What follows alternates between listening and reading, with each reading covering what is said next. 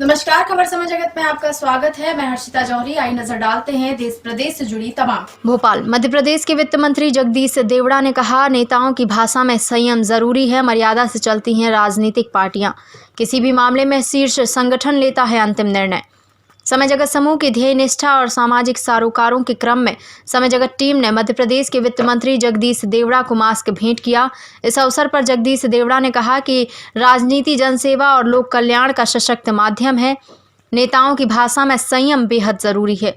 कांग्रेस नेता कमलनाथ के संदर्भ में उन्होंने कहा कि मैं स्वयं सुवासरा विधानसभा क्षेत्र में चुनाव प्रचार में सक्रिय था। कमलनाथ ने अगर विवादास्पद बयान दिया है तो इससे कांग्रेस पार्टी की सोच और संस्कारों का अंदाजा आसानी से लगाया जा सकता है। उनका यह भी कहना था कि पार्टी में किसी भी तरह के असमंजस या भाषा संबंधी विवाद की स्थिति में पार्टी का शीर्ष संगठन अंतिम निर्णय लेता है, क्योंकि दलीय प्रतिबद्धता का पालन करना सभी की जिम्मेदारी है।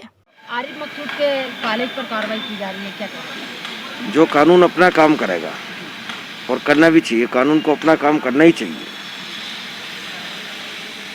दिग्विजय सिंह 28 के 28 सीट जीतने का दावा कर रहे हैं। ये गलतफहमी है, उनको बहुत गलतफहमी है। मध्य प्रदेश में भारतीय जनता पार्टी के प्रति और मुख्यमंत्री शिवराज सिंह चौहान के नेतृत्व के प्रति अटूट विश्वास है और विकास और जन कल्याणकारी योजनाएं, इससे मध्य प्रदेश की जनता अच्छी तरह से जानती है कि कितना विकास इस मध्य प्रदेश में भारतीय जनता पार्टी की सरकार में हुआ है और कितनी जन कल्याणकारी योजनाएं बनी है।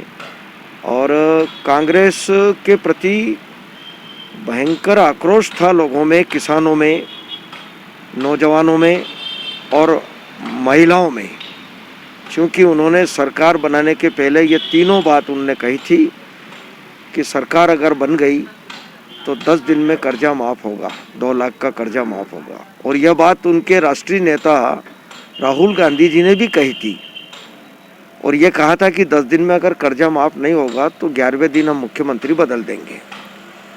तो वो तो नहीं बदल पाए, लेकिन कांग्रेस के ही नेताओं ने इस बात के प्रति आक्रोश व्यक्त किया कि जनता के बीच में हमको जाना है, हम क्या जवाब देंगे।